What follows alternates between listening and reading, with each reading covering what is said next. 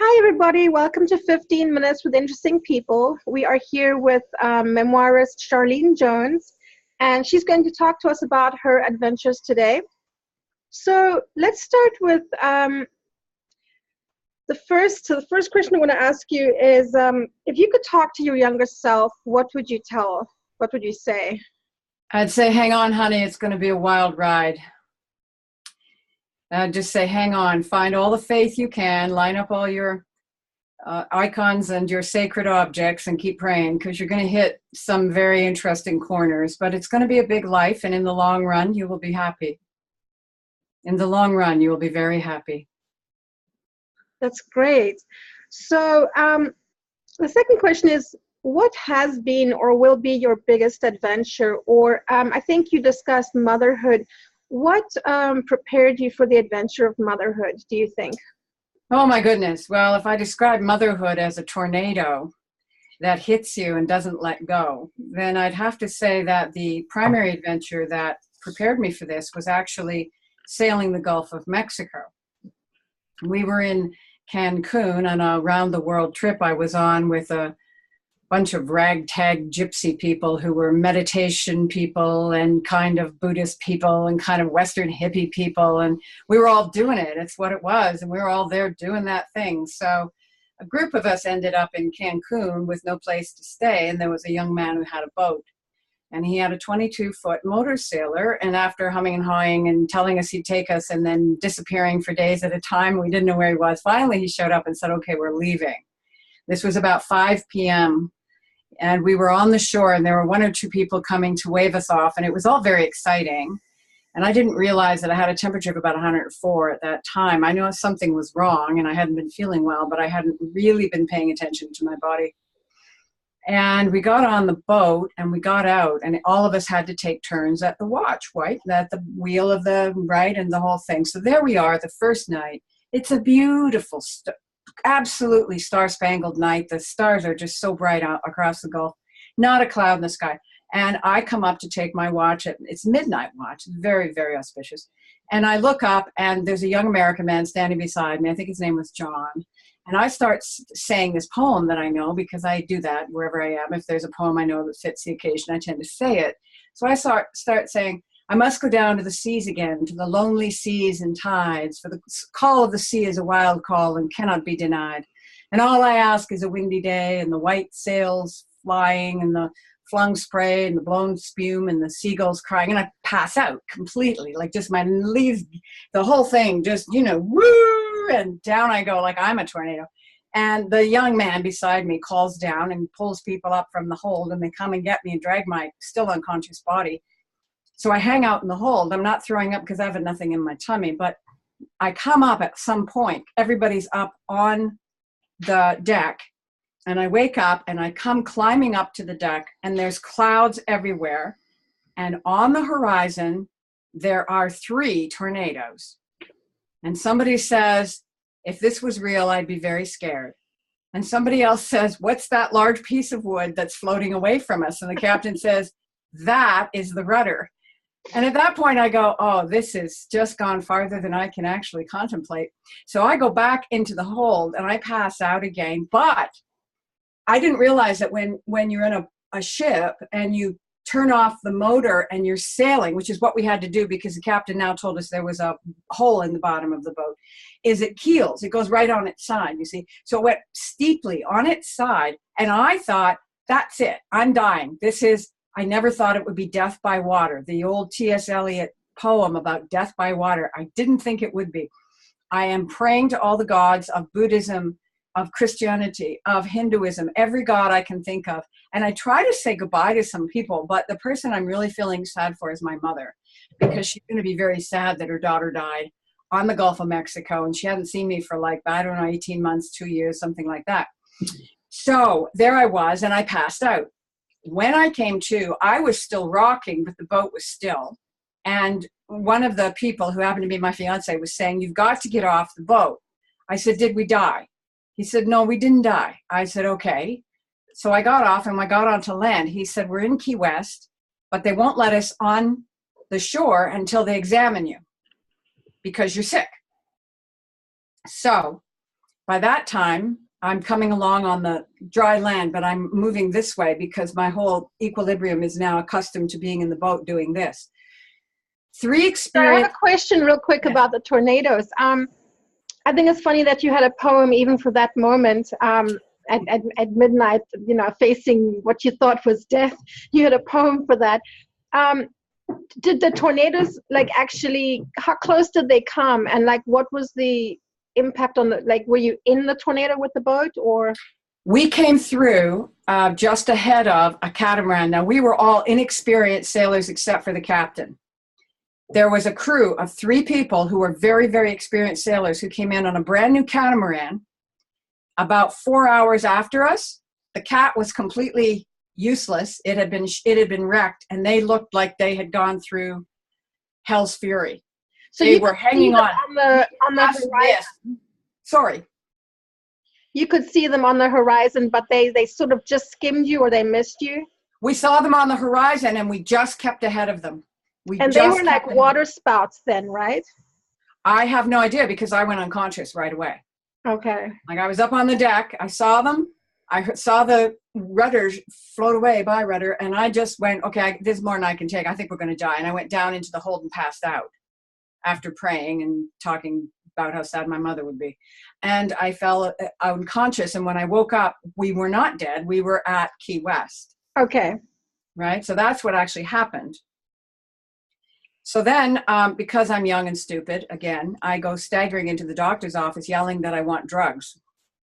Because, right? It took me many years to realize how stupid I was. I went in saying, you know, I know what I have nephritis, I got a kidney infection, I got strep throat, I need drugs, I need painkillers. And of course, the doctor, how many people came into his office in Key West asking for drugs in those days? I have no idea. He gave me Excedrin.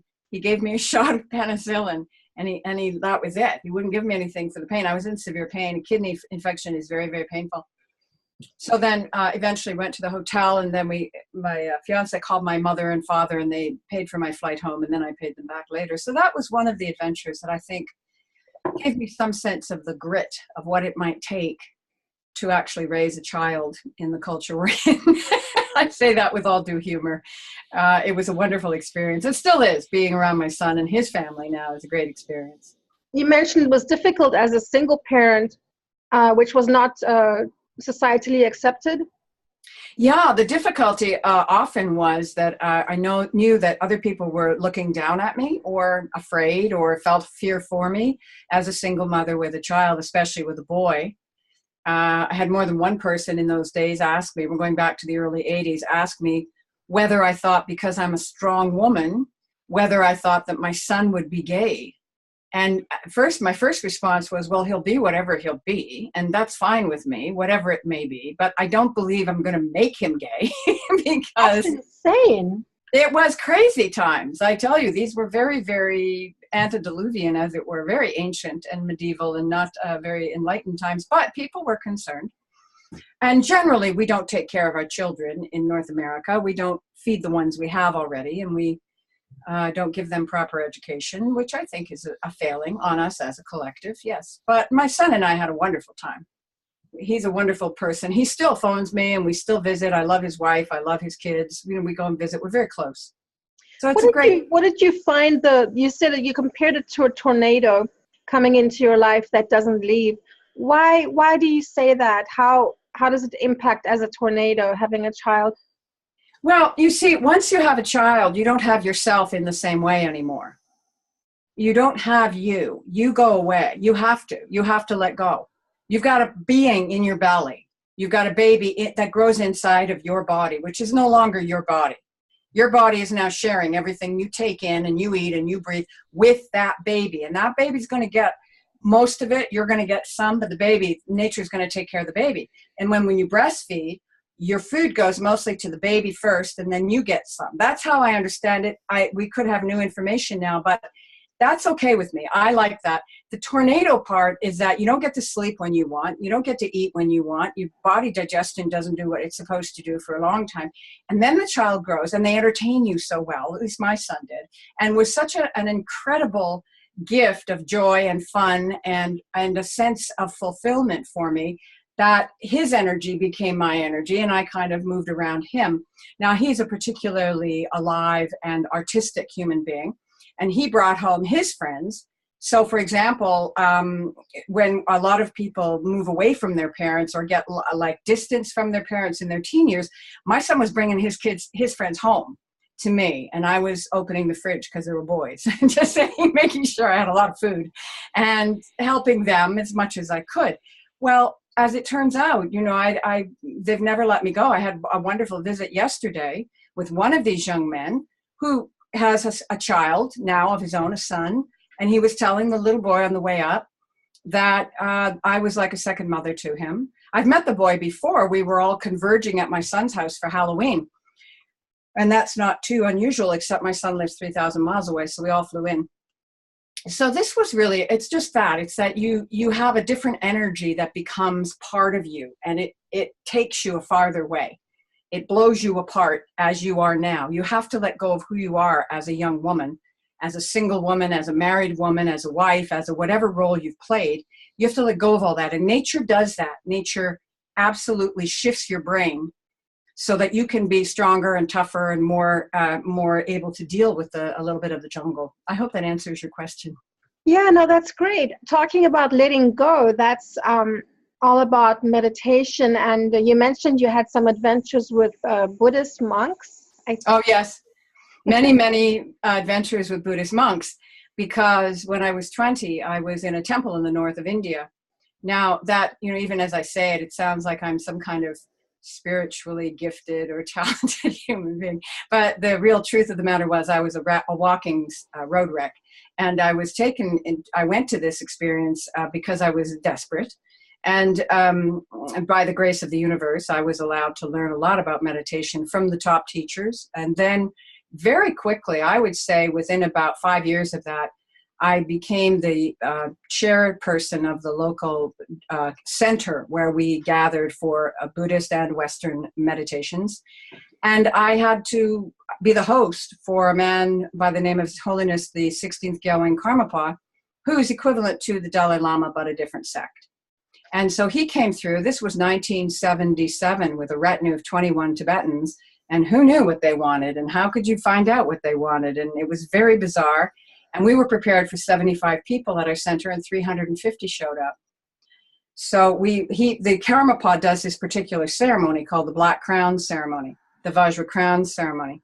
And it is meant to mean that you will for sure be enlightened in 7 lifetimes. Now, I love these Tibetans because it's just, how could they know that? How could they know that it would be 7 lifetimes and then you would be enlightened? Like, first of all, what is enlightenment? And secondly, how can they count the lifetimes? How can they be so certain? But in any case, they are. They tell you that if you see this particular ceremony, without doubt. I don't know if it's, part of me thinks it's a used car salesman technique. You know, sure, you're going to love it. You're going to love it. Just come along and give us a little money and you're going to love it. It's going to be the best thing you ever had. It's kind of like that in my head, you know, but on the other hand, I've seen some pretty amazing things happen when the Tibetans are around. So we had this problem because the temple wasn't big enough for the 350 people who had gathered. So they had to saw the temple doors off. Literally take a saw and saw the doors off and put the Karmapa right in the doors so that we were on the outside and he could see everybody and everybody could see him put on the hat and do this very somber, beautiful, extraordinary experience. So that was another very interesting experience, getting ready for 21 people. I was 25. And then he wanted me to give him the land. He just thought I should just give him the land, and I couldn't give him the land. But the funny thing was, he didn't believe I was the head of the whole thing anyway, because I was a woman and I was 25 years old. And so I didn't realize when I went into the interview that I was walking into this nest of rampant sexism and that they just wouldn't even believe that I was. So finally I had to send another guy down to talk to them. And well, you said there was sexism in Buddhism, which is all about equality and love for all. Oh, please, no, my dear, you're living in a fantasy, in a fairy tale. Let me set you straight. The Tibetan culture is among the most, it's not even medieval, it's Middle Ages. It is so sexist and so racist and so hierarchically structured. And who gets the better cushion? And who has the better view? Really? It is rampant. You have no idea. The actual Well, they have a really good PR marketing campaign going on then, because people go to the Himalayas to find their true self and peace and love and fantasy. You're not going to find, if you can't find it here, you can't find it. I mean, go, it's great. Go travel, do what you want, but you might as well go and try to climb the Carolina face of Mount Cook on the South Island of New Zealand, where I lived for a while. That's making you laugh. You know that mountain? No, I think it's funny, like if instead of going to the Himalayas, just choose the biggest adventure you can in your local neighborhood. It's a lot cheaper, and you can just go right back home again afterwards. Absolutely. That's kind of the idea, is like challenge yourself, but don't think that there's something in the Himalayas or among the Tibetans. The Tibetans do not believe women can be enlightened. Wait, what? They do not believe women can be enlightened. Hear me clearly. I was around these people 35 years. They do not believe women can be enlightened, and they do not believe white men can be enlightened. You have to be a Tibetan man. They must have such a good laugh at all the tourists coming in, because they say we're getting their money, but they can't be enlightened anyway. Yep, they do. How long were you in Tibet? I was not in Tibet. I was in the north of India. Okay. In the temple for about 10 or 15 days, taking Vajrayana Tantra initiation. And then from then on, my life was interwoven with different times when I would spend a couple of weeks at a time. And this was with the sort of the top teachers. This was with the Venerable Kalu Rinpoche. This was with the Mongolian Dalai Lama, Jetsun Dampa, who passed away. This was with His Holiness, as I say, the 16th Gyalwang Karmapa, who was considered a great mystic, and I believe he was. And with a man who is now retired and given his Sakya lineage over to the other side, which is what they do. They trade it back and forth. His Holiness Sakya Trizing. So I was really initiated by the tops. And my teacher, who was a horrible human being, a terrible man, I didn't like him very much. He only got a little bit softer, a little bit nicer when he was just about ready to die, and he was a little bit losing it. But and so how do you know so much about Tibet, Charlene? Well, because if you go on Google and do a research, you can find out that 85% of their gross national product went into the temples. Now, figure out what that means. It means that all the money, all the resources are going into where the men are in the temples. There's nothing for the women. There's nothing for the old people. Also, what is the Tibetan culture really like? It is no roads. There are no infrastructures. There's no dentistry. There's no medical. There is no education for their people. That is because they didn't care about all those people. All this stuff about blah, blah, blah, compassion. We have more compassion in the Western culture in one city block than they have in their entire country. So you've researched this extensively. It's on YouTube. Or it's on Google. Find it out for yourself. Don't believe me. I could be a crazy woman. Don't believe me. Go figure it out. But the fact. No. Well, this is your interview, and we're very interested in your perspective. You've obviously gone, into this in depth. This is all quite surprising. Actually, my partner has done that, Harry. He used to work as an investigator, and he knows how to call up information. So, for example, His Holiness Dalai Lama was on the payroll of the CIA for about a decade. And why do you think all the Tibetans ended up in Colorado? Because they were being trained by the CIA in Colorado. That's why Trungpa went there and started the famous Naropa Institute. It's all there. Go look it up, ask the hard questions, and you'll find the information. It's factual. So it's a whole interesting way to take a look at it, because the mind technology is good. It works. It's helpful. It is very good. But the whole culture, lousy. You don't want to go there. You don't want to be involved in their culture. Their culture is all about serving the male, being subservient to the male, and you have to believe your teacher is absolutely perfect. Well, excuse me, there is no human being walking who is perfect. But something that struck me, that was always struck me as a good question to ask was, how can you be incredibly fulfilled and enlightened when you don't move? Because they encourage the higher you are in the levels to sit cross-legged and meditate, up to 20 hours a day. But then if you're not participating in life, I always question that, how you can be a completely rounded human being. So there are definite questions. I think it's a very attractive sort of creed, but obviously the thing about downside. Yeah, well, what you're talking about with the meditating and I have meditated 21 hours a day, there's a benefit to it for a period of time. You can do a lot of healing. But they recommend, like, I think when a child is going to take to ascend in the ranks and become Buddha or something, or become the leader of the temple, they train the child to not play but to sit and meditate. And as you know, True. and this is not just like a spiritual retreat, that's just a lifestyle. So there's like many aspects to that just don't seem all that healthy to do that for the rest of your life, to sit in one spot. Well, if you listen to Norbu Rinpoche, he's a young, and he will tell you about the cruelty of being raised in that tradition, being taken from your parents and put in a monastery and made to do all of those things. It's a cruel system. I don't agree with it at all. The yogis, now on the other hand, who go off into the caves, they are experiencing certain kinds of energies. They are attempting to have certain kind of energetic experiences that are quite genuine. But that's a dedication. That's like nothing else is going to happen. And that involves working hard to keep yourself alive, because you've got to haul wood, you've got to get the water, you've got to, or abandon that and learn how to work with your body energies. And then there are stories of people who go into caves and they block the cave up, and 300 years later, the body is still preserved, sitting in a full lotus posture. So there are kind of, it's miraculous stuff going on there. But in the actual setup of that's the way to go out. People find you 300 years later in the lotus positions, like she was dedicated to yoga, like really eternally.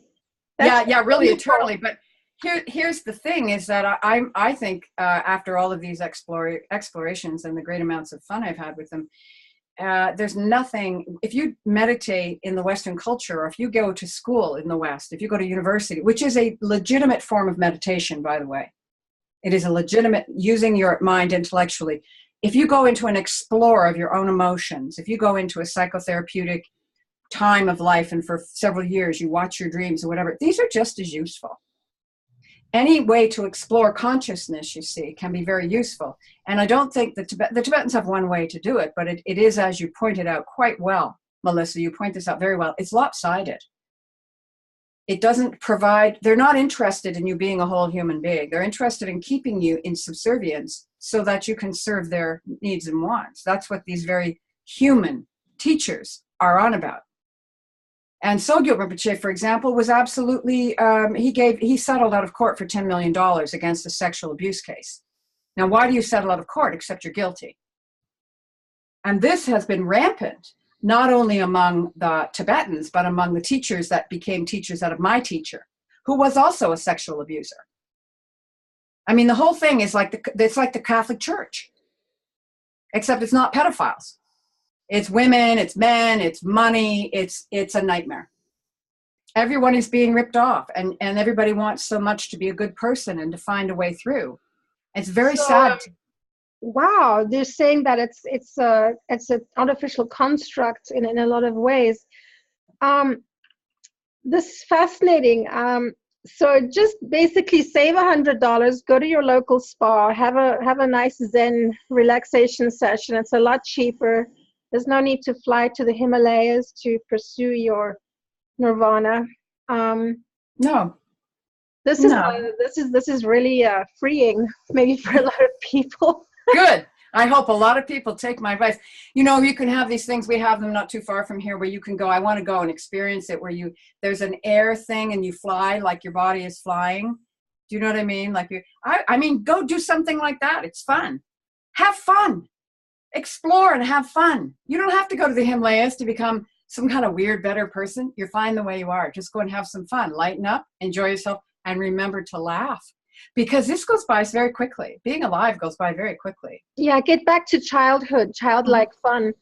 I think that's a wonderful message. And thank you for telling us about your adventures, Charlene. And I hope you have many, many more. Thank you, Melissa, so much for this opportunity. You're a delight. And thank you very much.